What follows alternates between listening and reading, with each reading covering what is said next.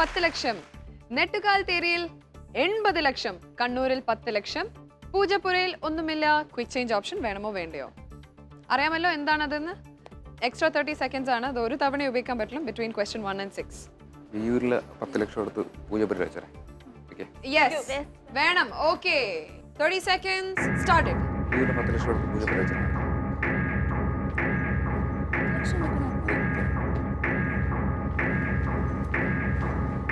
20 seconds. Okay, വിയൂരിലൊന്നും വെച്ചിട്ടില്ല. അതിലെല്ലാം വെക്കാൻ പറ്റും. Okay,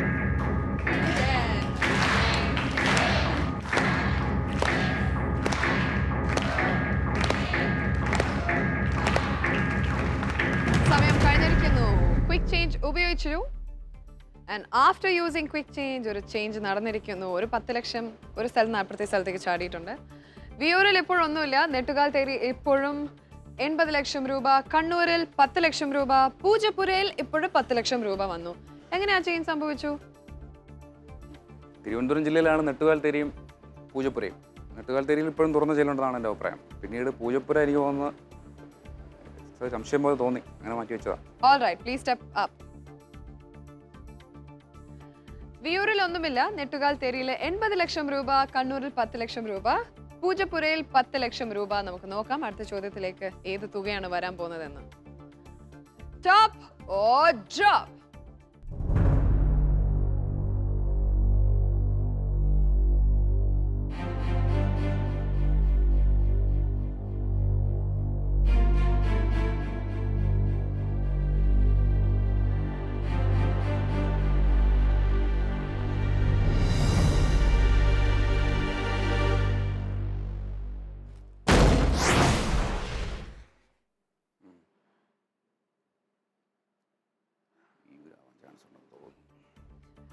quick change option use ചെയ്തത് വിടുത്തായി തോന്നുന്നുണ്ടോ ഇപ്പോഴ്?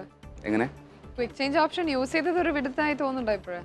തോന്നുന്നില്ല, ഇത് നെട്ടുകാൽ തേരി ആവാനാണ് ചാൻസ്. ഇല്ലെങ്കിൽ ഫേറ്റ്. അല്ലെങ്കിൽ ഫേറ്റ് അല്ലേ? അതെ. നെട്ടുകാൽ തേരിയിലെ 80 ലക്ഷം രൂപ, വിയൂരിൽ ഒന്നും ഇല്ല. അടുത്ത ചോദ്യത്തിലേക്ക് ഏത് തുകയാണ്, എന്താണ് പോകാൻ പോകുന്നത് നമുക്ക് നോക്കാം. ഒന്നുകിൽ ഒന്നുമില്ല, ഇല്ലെങ്കിൽ you're going to proceed. Okay. Top or drop?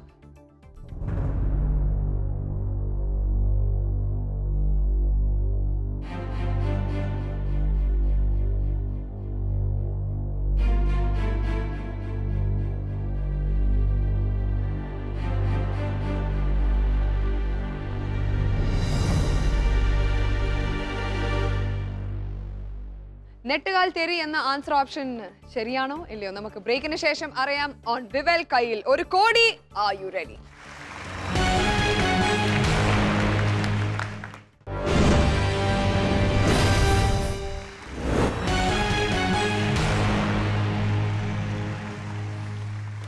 Welcome back to വിവൽ കയ്യിൽ 1 കോടി. Are you ready? Powered by Josco jewellers. ആദ്യത്തെ ചോദ്യമായി മിസ്റ്റർ ഗോപകുമാർ ആൻഡ് അഞ്ജു അവർക്ക് കിട്ടിയ ചോദ്യം ഇതാണ്. കേരളത്തിലെ ആദ്യ തുറന്ന ജയിൽ ഏതാണെന്ന്. 20 ലക്ഷം രൂപയാണ് ഡ്രോപ്പ് ആയിരിക്കുന്നത് already. Kannur and Poojappura answer options wrong ആയിരുന്നു. ഇവർ ക്വിക്ക് ചേഞ്ച് ഓപ്ഷനും ആദ്യത്തെ ചോദ്യത്തിൽ യൂസ് ചെയ്ത് കഴിഞ്ഞിരിക്കുന്നു. വിയൂർ എന്ന ആൻസർ ഓപ്ഷനിൽ ഇപ്പോൾ ഒന്നുമില്ല. ആൻഡ് നെട്ടുകാൽ തേരിയിൽ 80 ലക്ഷം രൂപയാണുള്ളത്. They still seem a little confident. നമുക്ക് നോക്കാം. Top or drop?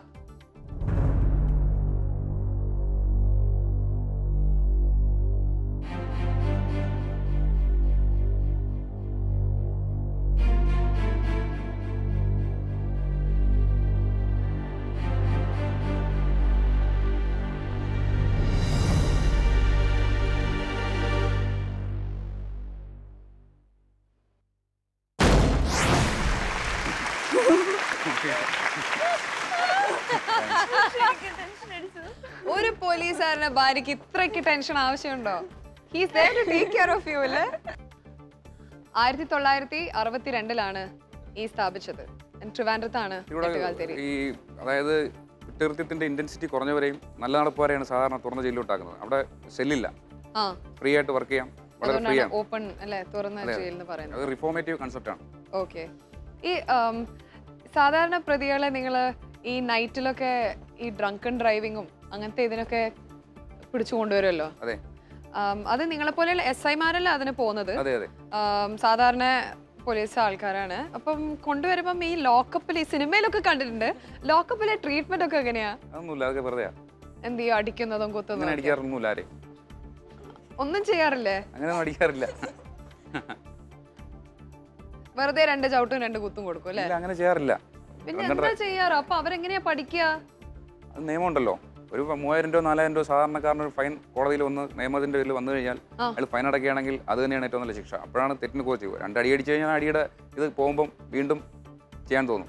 അതേസമയം പക്ഷെ ഒരുപക്ഷെ പൈസക്ക് വിലയില്ലാത്ത ആൾക്കാരാണല്ലോ ഇങ്ങനെ അനാവശ്യമായിട്ടുള്ള കിട്ടുന്ന പൈസയൊക്കെ. നിയമത്തിന്റെ മുന്നിൽ കയറി കോടതിയിൽ ചെന്ന് നിൽക്കണമല്ലോ. എന്നിട്ട് വിളിക്കുമ്പോൾ കോടതിയുടെ മുന്നിൽ ആ സമയം ഹാജരാകണം. ആ ഒരു ബുദ്ധിമുട്ടായി ഉണ്ടാകുന്നുണ്ട്. സമൂഹത്തിന് അല്പം മാന്യത കിട്ടണമെന്ന് ആഗ്രഹിക്കുന്ന ഒരാളാണെങ്കിൽ വീണ്ടും ഓഫൻസ് ചെയ്യത്തില്ല. അങ്ങനെ മാന്യത ഇല്ലാത്ത ആൾക്കാരാണല്ലോ ഡെയിലി ഇങ്ങനെ കുടിച്ച് കിട്ടുന്ന പൈസയൊക്കെ അനാവശ്യമായിട്ടുള്ള കാര്യത്തിന് സ്പെൻഡ് ചെയ്യണേ, ശരിയല്ലേ? അതെ അതെ. അപ്പോൾ one more thing I wanted to ask you was, ഇപ്പോഴും നിയമം കുറേ മാറി വരുന്നുണ്ട്. ഇപ്പോഴത്തെ കുറച്ച് റൂൾസ് ഞാൻ ഈയിടെ കേട്ടു. ഹെൽമെറ്റ് വീണ്ടും സ്ട്രിക്റ്റ് ആക്കിയിരിക്കുന്നു. ഡ്രങ്കൺ ഡ്രൈവിങ്ങിന് ഇപ്പോൾ ഫൈന് വളരെ കൂടുതലാണ്. അതിൻ്റെ ശിക്ഷയൊക്കെ ഇപ്പോഴും ശരിക്കും നിങ്ങൾ കുറച്ച് സീരിയസ് ആയിട്ട് എൻഫോഴ്സ് ചെയ്തിട്ടുണ്ടെന്നൊക്കെ, അത് ശരിയാണോ? ശരിയാണെന്ന് വെച്ച് കഴിഞ്ഞാൽ കേരളത്തിലെ ഏറ്റവും കൂടുതൽ ആക്സിഡൻറ്റ് ഇൻവോൾവ് ആവുന്ന 2 വീലേഴ്സാണ്. 2 വീലർ റൈഡിങ്ങും പിന്നീട് ഹെൽമെറ്റില്ലാതെ റൈഡ് ചെയ്യുമ്പോഴാണ് ഹെഡ് ഇഞ്ചുറി കൊണ്ട് പെട്ടെന്ന് മരിക്കാൻ ചാൻസ് ഉള്ളത്. അതുകൂടാതെ ഡ്രങ്കൺ ഡ്രൈവിംഗ് ആണ് മിക്ക റോഡ് ട്രാഫിക് ആക്സിഡൻറ്റേയും കാരണം. അതുകൊണ്ടാണ് സ്ട്രിക്റ്റ് ആക്കുന്നത്. ഇത് നിയമം നേരത്തെ ഉണ്ട്. പിന്നീട് ഇതുപോലെ എന്തെങ്കിലും രീതിയിൽ കൂടുമ്പോഴും എപ്പോഴും പോലീസ് ആക്ട് ചെയ്യും. പോലീസിൻ്റെ ആക്ഷൻ എന്ന് പറഞ്ഞു കഴിഞ്ഞാൽ ആക്സിഡൻറ്റ് കുറയ്ക്കുക, ഒരാളുടെ ജീവൻ രക്ഷിക്കുക എന്നുള്ള ധർമ്മത്തിൻ്റെ പേരിലാണ് പോലീസ് ഇതെല്ലാം ചെയ്യുന്നത്. അതെ, അല്ല ആൾക്കാരെ ബുദ്ധിമുട്ടിക്കാനല്ല. ഫൺ ജോബ് ആണല്ലേ? ആൾക്കാരെ ബുദ്ധിമുട്ടിക്കുന്നത് കുറെ ആൾക്കാർ പറയുന്നതാണ്, ഓ പോലീസ് നമ്മളെ ബുദ്ധിമുട്ടിക്കുന്നു. അപ്പം എയർപോർട്ടിൽ തന്നെ എക്സ്ട്രാ ഒരു ക്യൂ രണ്ടാമത്തെ ഫ്രിസ്കിങ്ങിന് വേണ്ടിയിട്ട് ആൾക്കാരെ നിർത്തുന്നുണ്ടെങ്കിൽ നമ്മുടെ ആൾക്കാർ പറയും, ഓ ഇനിയും ഒരു ക്യൂ. അതൊക്കെ വേറെ കൺട്രീസിൽ നമ്മൾ ഡീസൻ്റായി പാലിക്കുന്നുണ്ട് അല്ലേ? നമുക്ക് വേറെ കൺട്രീൻ്റെ റൂളൊക്കെ നമുക്ക് പാലിക്കാൻ എളുപ്പമാണ്. എന്തുകൊണ്ട് നമ്മുടെ കൺട്രിയിൽ അങ്ങനെ എന്തെങ്കിലും റൂള് പാസ് ചെയ്യുമ്പം എല്ലാ ആൾക്കാരും ഓ ഇതെന്തോ പുതിയ സാധനം പോലെ അവരൊക്കെ കാണുന്നത്? എന്തുകൊണ്ട് അങ്ങനെ ഒരു ആറ്റിറ്റ്യൂഡ്? ഡെമോക്രസി എന്ന് പറഞ്ഞാൽ യഥാർത്ഥത്തിൽ ഇന്ത്യയിലേ ഉള്ളൂ. അതുകൊണ്ട് മാത്രമാണോ? Alright, thank you mister Gopakumar. So ഇനി അടുത്തത് നമ്മുടെ ഗെയിം പൊസിഷൻ ആണ്. 80 ലക്ഷം രൂപ, safe big amount of money. Going to the second question. Shall we have the categories? Okay, categories for question number 2 are പാലങ്ങൾ, രാഷ്ട്രീയം.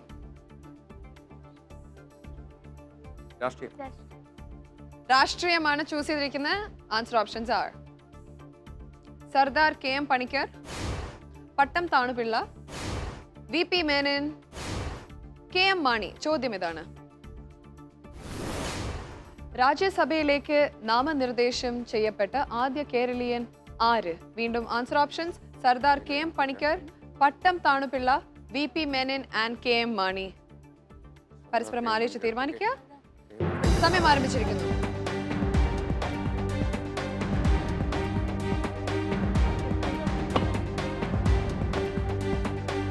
50 seconds remaining.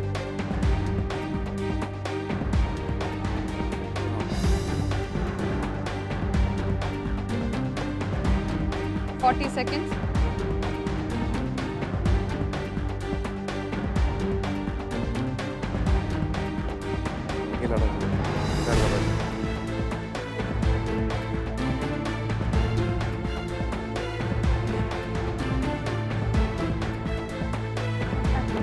Seconds ഉണ്ട്.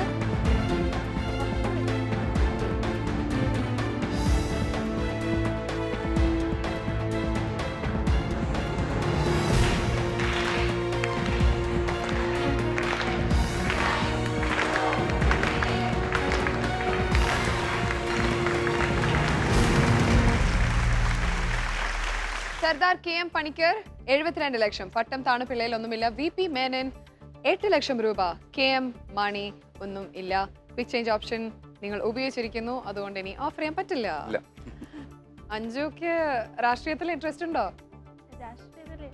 വലിയ ഇൻട്രസ്റ്റ് ഒന്നുമില്ല. ഇല്ല. ഓക്കെ, എന്നാ നമുക്ക് നോക്കാം. Please step up. രാജ്യസഭയിലേക്ക് നാമനിർദ്ദേശം ചെയ്യപ്പെട്ട ആദ്യ കേരളീയൻ ആര് എന്നാണ് ചോദ്യം. സർദാർ KM പണിക്കറിലാണ് ഏറ്റവും വലിയ തുക 72 lakhs. അതിലാണ് VP മേനോനിൽ 8 ലക്ഷം രൂപ. നോക്കാം, ഇതിലൊരു തുക എന്തായാലും അടുത്ത ചോദ്യത്തിലേക്ക് ഉണ്ടാവുന്ന നിങ്ങൾക്ക് ഉറപ്പാണോ? തീർച്ചയായും. Okay, top or drop?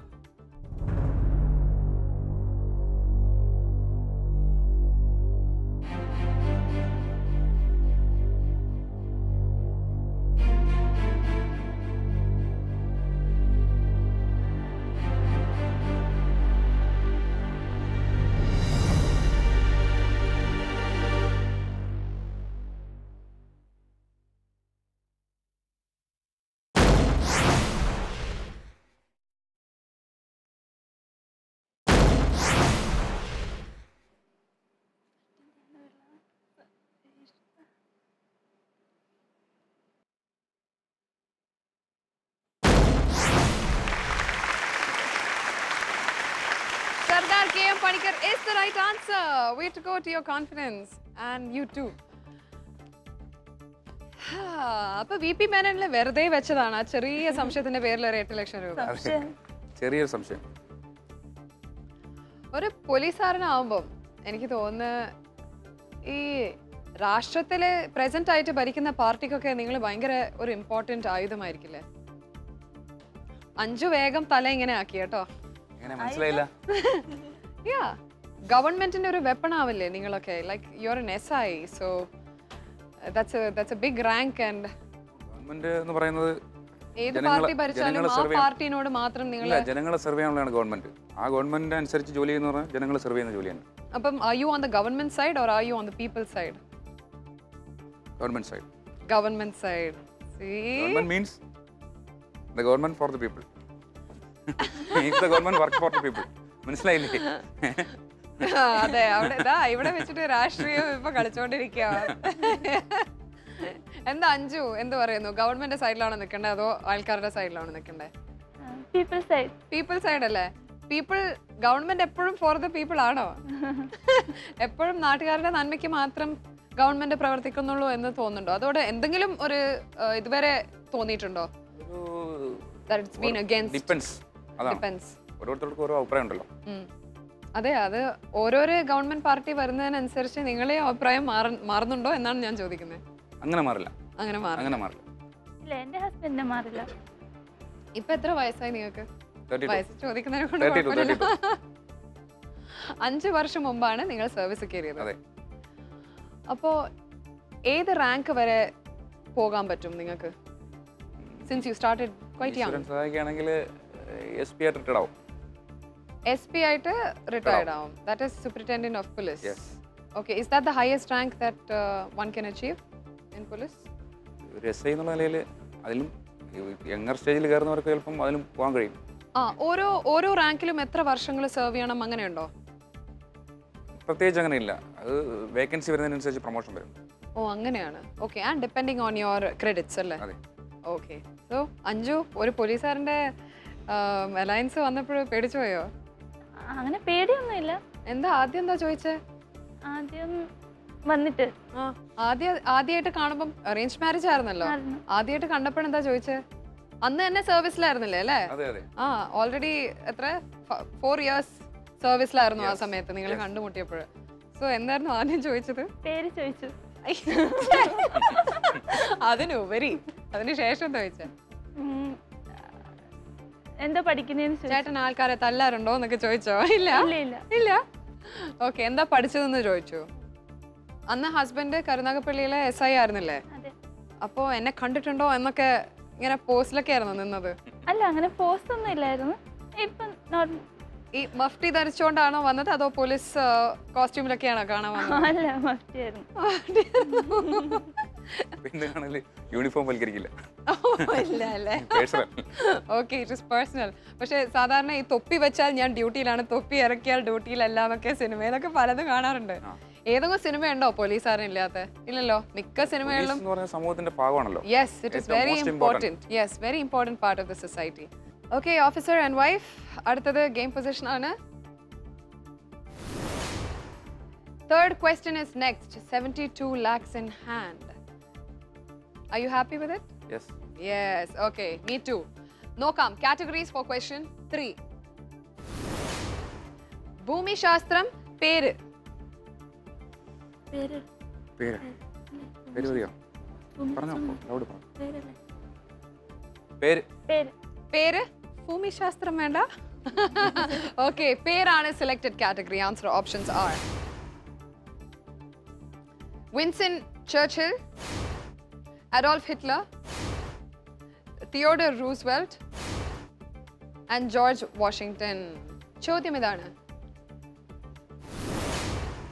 ഏത് വ്യക്തിയുടെ പേരിൽ നിന്നാണ് ടെഡി ബെയർ എന്ന പേര് ഉണ്ടായത്? വീണ്ടും answer options: Winston Churchill, Adolf Hitler, Theodore Roosevelt and George Washington. ആലോചിച്ച് തീരുമാനിക്കൂ. 72 lakhs. സമയം ആരംഭിച്ചിരിക്കുന്നു. ജോർജ് വാഷിംഗ്ടൺ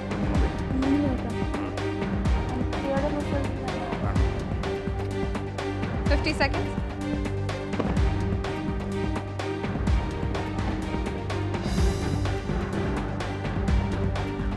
കൂടുതൽ വെച്ചു 40 seconds remaining.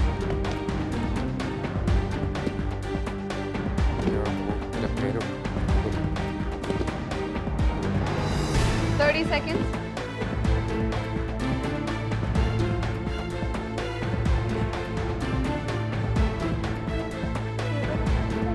20 seconds.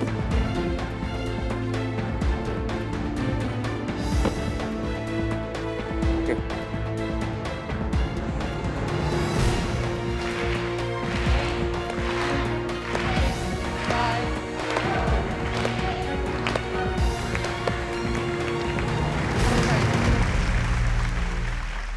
Winston Churchill 40 ലക്ഷം രൂപ, അഡോൾഫ് ഹിറ്റ്ലർ 16 ലക്ഷം രൂപ, Theodore Roosevelt nothing, George Washington 16 lakhs.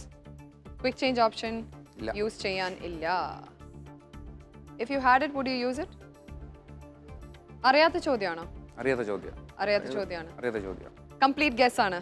അതെ ഒന്നും അറിയില്ല. അറിയില്ല Okay, let us have a look. Please step up. Top or drop?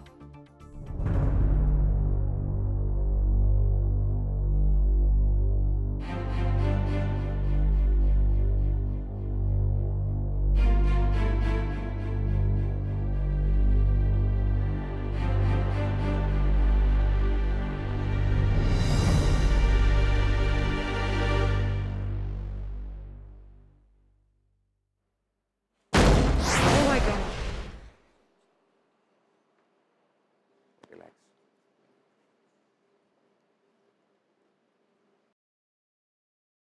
40 lakhs. Winston Churchill. Gone. Gone Adolf Hitler 16 ലക്ഷം, George വാഷിംഗ്ടണിലും 16 ലക്ഷം രൂപ, Theodore Roosevelt nothing. Top or drop?